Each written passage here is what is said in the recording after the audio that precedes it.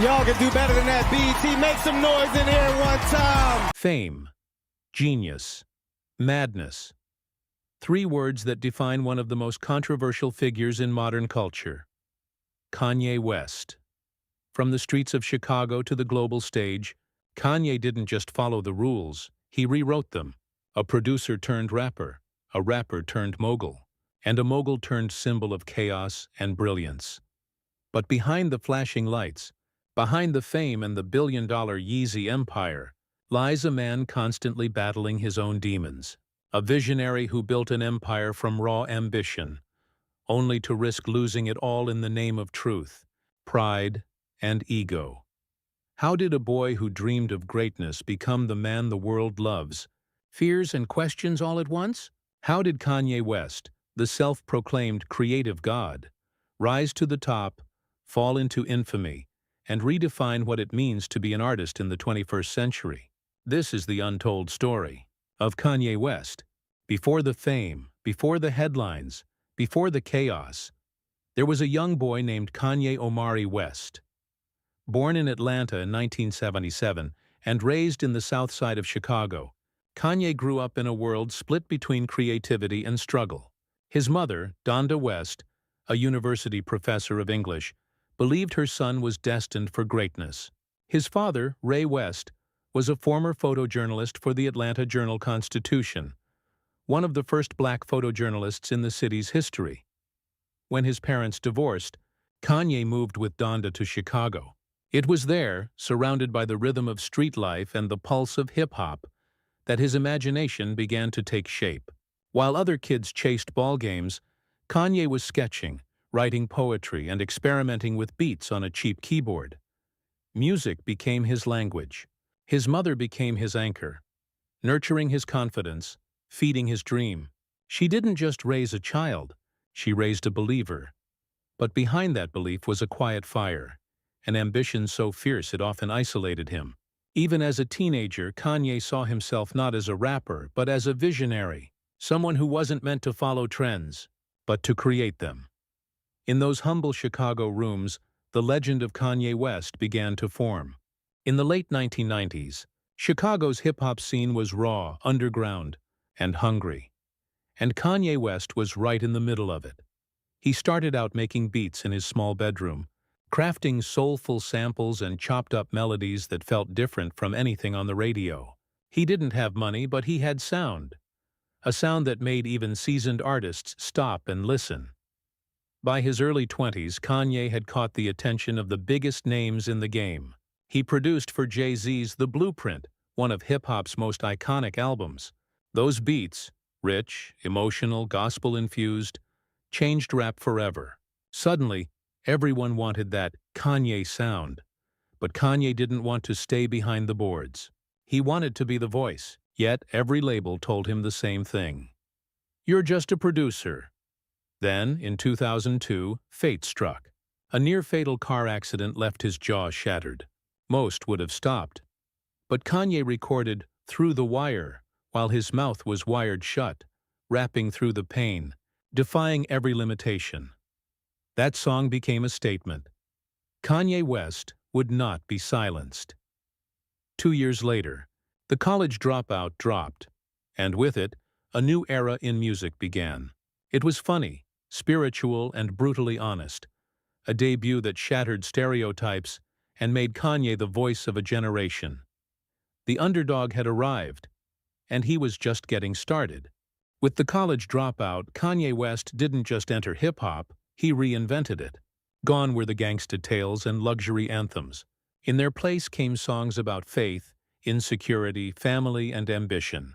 Kanye rapped about self-doubt and social pressure while dressing like an Ivy League rebel. Pink polos, backpacks, and confidence louder than any chain. The album earned him 3 Grammys and critical acclaim. But for Kanye, success wasn't a destination. It was fuel. He followed up with Late Registration and Graduation, each pushing boundaries further. With lush orchestras, electronic synths, and collaborations with artists from all genres, Kanye blurred the lines between hip-hop and high art. By the mid-2000s, he wasn't just a rapper. He was a cultural architect, shaping sound, fashion, and even attitude. Then came 808s and Heartbreak, a shocking emotional pivot. Auto-tuned vulnerability, grief, and heartbreak spilled across every track. It wasn't what fans expected, but it became one of the most influential albums of the next decade, inspiring artists like Drake, The Weeknd, and Travis Scott. At the same time, Kanye's fame exploded beyond music. He walked Paris Fashion Week, challenged designers, and turned his Yeezy brand into a billion-dollar empire. And when he married reality TV star Kim Kardashian, the couple became pop culture royalty, their every move broadcast to the world.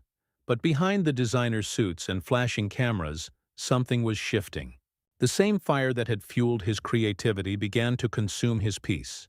The perfectionist who once fought for art was now fighting himself, his ambition battling his emotions. For every empire built on brilliance, there comes a moment when the light turns harsh. For Kanye West, that moment came on live television. It was 2009, the MTV Video Music Awards.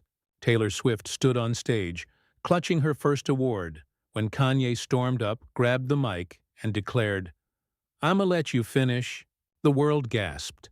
The industry recoiled. In a single moment, Kanye went from visionary to villain. That night became a turning point, the beginning of a long public unraveling. Over the next decade, controversy followed him like a shadow.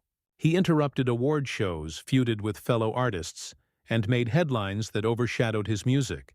In interviews, his ego seemed unstoppable, calling himself a god, comparing himself to Walt Disney and Shakespeare.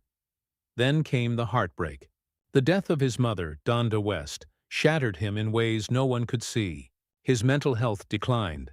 His marriage to Kim Kardashian, once the symbol of modern celebrity, began to crumble. And when Kanye entered politics, the world saw a man spiraling between genius and chaos. He wore the red "Make America Great Again" hat. He made explosive statements about slavery, race, and faith. He wasn't just testing boundaries anymore, he was destroying them. By 2022, his words had crossed a line even his fame couldn't protect. Major brands, Adidas, Balenciaga, Gap, cut ties with him after anti-Semitic remarks. The billionaire became a cautionary tale overnight. Narrator, somber tone. The man who once broke barriers was now breaking himself. Fame had given him a stage, but it had also become his cage. Kanye West, the dreamer from Chicago, had reached the top of the world, only to find that the spotlight could burn just as fiercely as it could shine. After the fall came silence. No red carpets, no interviews, just a man retreating into the shadows and searching for his soul. Kanye's redemption didn't arrive with a hit single or a new sneaker drop. It began with faith. He turned to spirituality, launching his Sunday service, a fusion of gospel, hip-hop, and worship that drew crowds of believers and skeptics alike. On dusty hillsides and empty warehouses, voices rose, choirs sang, and for a moment, Kanye found peace. In 2021, he released Donda, named after the mother he'd lost but never stopped loving. The album was massive, emotional, cinematic, a son's final conversation with his guiding spirit. Every track echoed grief, redemption, and the desire to reconnect with something pure. Even as the world debated his actions, one thing remained undeniable: Kanye's ability to create from chaos. His faith became both his refuge and his rebellion, a new kind of stage where ego met repentance. Narrator, hopeful tone. He may never return to who he once was. And perhaps that's the point. Because for Kanye West, reinvention isn't a comeback, it's a constant evolution. Love him or hate him, you cannot ignore him. Kanye West is not just a musician. He is a movement. From producing soulful beats in a Chicago basement to reshaping global fashion, he redefined what it means to be an artist in the 21st century. He taught a generation that creativity doesn't have rules, that pain can be art, and ego can be fuel. His sound changed hip-hop. His vision changed streetwear. His boldness challenged culture itself, but his legacy isn't clean. It's complicated, messy, and deeply human. Because for every genius idea came a moment of madness. For every triumph, a controversy. And yet, that's what makes Kanye West Kanye West. He's the reflection of modern fame itself. Brilliant, broken, unpredictable, unforgettable. Narrator, slow, reflective tone. Kanye West's story is not about perfection. It's about the cost of greatness. It reminds us that the same fire that creates can also destroy, and that the line between vision and chaos is thinner than we think. Whether you see him as a prophet or a provocateur, one thing is certain: his mark on culture will never fade. Narrator, closing tone. Kanye West's journey is a reminder that genius and madness often walk hand in hand. If you enjoyed this story, subscribe for more untold Hollywood journeys, only on Stars and Scandals.